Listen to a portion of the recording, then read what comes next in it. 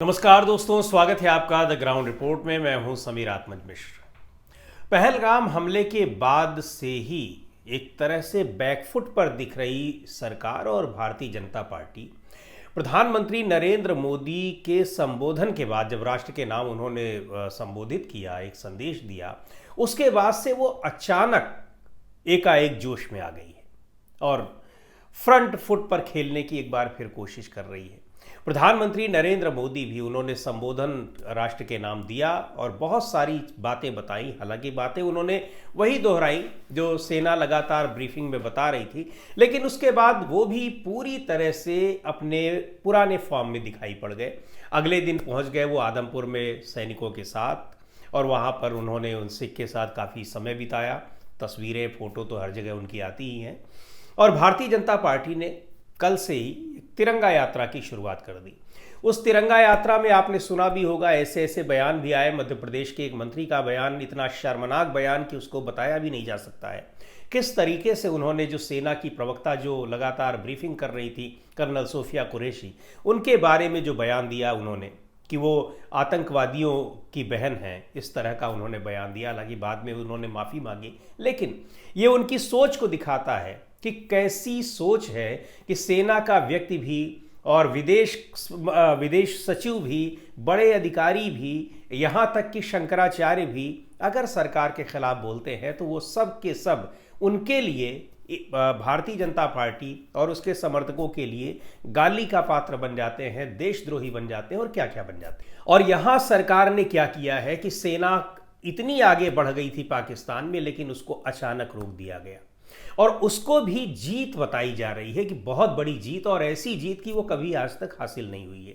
और सुनिए, जिस सीज फायर को लेकर यहां सवाल उठ रहे हैं, हालांकि कल विदेश मंत्रालय के प्रवक्ता रणधीर जायसवाल ने इस बात को कहा, बार बार ये दबाव बन रहा था कि डोनाल्ड ट्रंप कह रहे हैं कि हमने मध्यस्थता की और हमने रुकवाई लड़ाई और सीज फायर के लिए हमने तैयार किया दोनों को। सीज फायर के लिए दोनों इसलिए तैयार हुए कि हमने कहा हम ट्रेड रोक देंगे, बाकायदा अपने बयान में डोनाल्ड ट्रंप ने कहा था। लेकिन रणधीर जायसवाल जो विदेश मंत्रालय के प्रवक्ता हैं, कल उन्होंने इस बात को स्पष्ट किया कि इस दौरान, यानी पहलगाम हमले के बाद से लेकर अमेरिका के साथ बातचीत तो हो रही थी, लेकिन ट्रेड वाली बात नहीं आई थी कि अगर सीज फायर नहीं होगा तो ट्रेड रोक दिया जाएगा।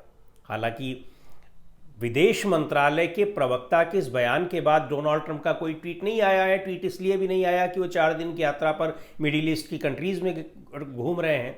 कल ही वो सऊदी अरब पहुंचे हैं और सऊदी अरब पहुंचते ही उन्होंने 142 अरब डॉलर का रक्षा समझौता वहां से किया है। इतिहास में शायद ही इतना बड़ा रक्षा समझौता किसी के साथ किया गया हो। तो खैर, लेकिन डोनाल्ड ट्रंप ने अगर ऐसा दावा कर रहे हैं तो ये केवल एक बयान से नहीं इसकी इतिश्री हो जाती है, बल्कि इसके लिए सख्त रवैया अपनाना चाहिए। उनको संदेश देना चाहिए कि आप गलत बयानी कर रहे हैं, झूठ बोल रहे हैं, और झूठ बोलना छोड़िए, क्योंकि ये भारत की संप्रभुता के साथ खिलवाड़ है अगर आप ऐसा कह रहे हैं। दूसरी ओर पाकिस्तान में प्रधानमंत्री के संबोधन के बाद जो जो चीज़ें प्रधानमंत्री ने कही हैं, सीधे तौर पर वहाँ के प्रधानमंत्री ने इसका खंडन किया है और उन्होंने कहा है कि हम कतई नहीं गए थे, डीजीएमओ को हमने फ़ोन किया। वो वही बात दोहरा रहे हैं जो डोनाल्ड ट्रंप ने कही थी। अब डोनाल्ड ट्रंप और शहबाज शरीफ सही बोल रहे हैं, प्रधानमंत्री सही बोल रहे हैं, और यही सब स्पष्ट करने के लिए संसद का सत्र बुला रहा है विपक्ष की बुलाया जाए। शहबाज शरीफ ने यही नहीं कहा, बल्कि वहां पर पाकिस्तान में तो बाकायदा जश्न मनाया जा रहा है।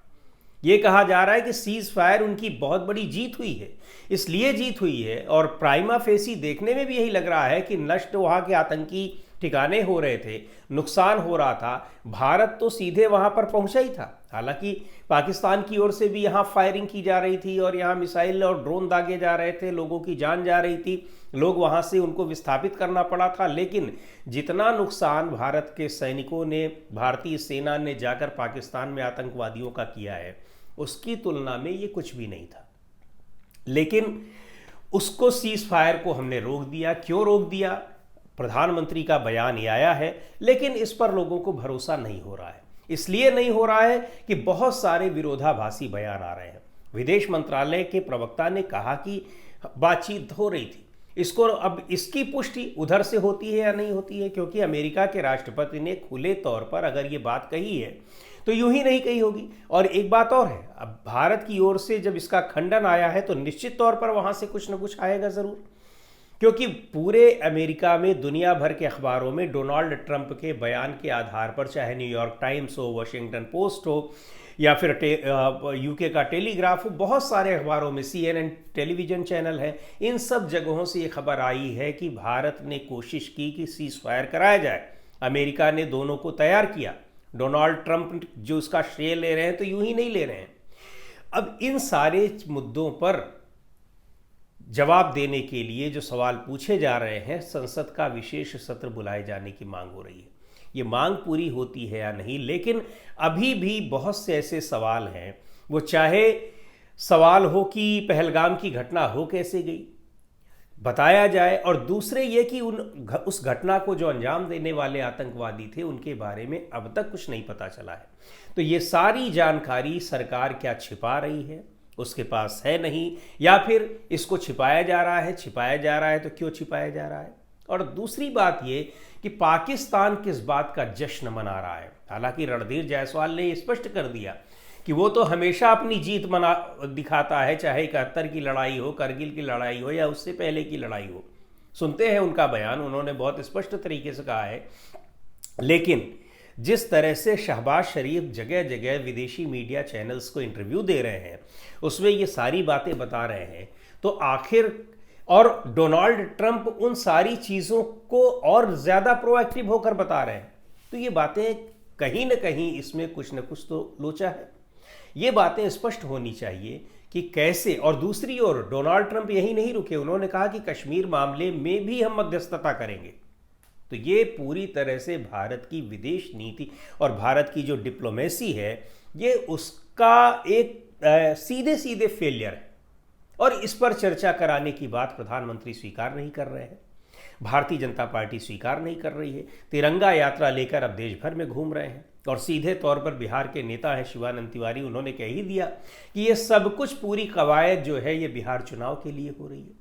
चुनाव आएंगे, ठीक है, अच्छी बात है, लेकिन क्या देश की सुरक्षा के साथ समझौता कर लेना, देश की विदेश नीति को गिरवी रख देना, इस तरीके से उसके बारे में किसी दूसरे देश की को मध्यस्थता की जिम्मेदारी दे देना, ये कहाँ तक ठीक है? और नहीं किया गया है ऐसा, तो स्पष्ट तरीके से आधिकारिक रूप से उसका खंडन होना चाहिए। और खंडन ही नहीं होना चाहिए, जिसने भी जो इस तरह का क्लेम कर रहा है उसको बाकायदा संदेश देना चाहिए सख्त भाषा में, बिल्कुल उसी तरह से जैसे पाकिस्तान को दिया जा रहा है। और नहीं दिया जाता है तो फिर सवाल उठते रहेंगे, संदेह बना रहेगा और सवाल पूछा जाता रहेगा। तो दोस्तों, आज की इस वीडियो में इतना ही। अगले वीडियो में फिर मिलेंगे एक नए विषय के साथ, एक नए मुद्दे के साथ। द ग्राउंड रिपोर्ट के यूट्यूब चैनल को आपने अब तक सब्सक्राइब न किया हो तो ज़रूर कर लें। हमारे वीडियोस को लाइक करें, शेयर करें और अपने सुझाव भी हमें ज़रूर भेजें।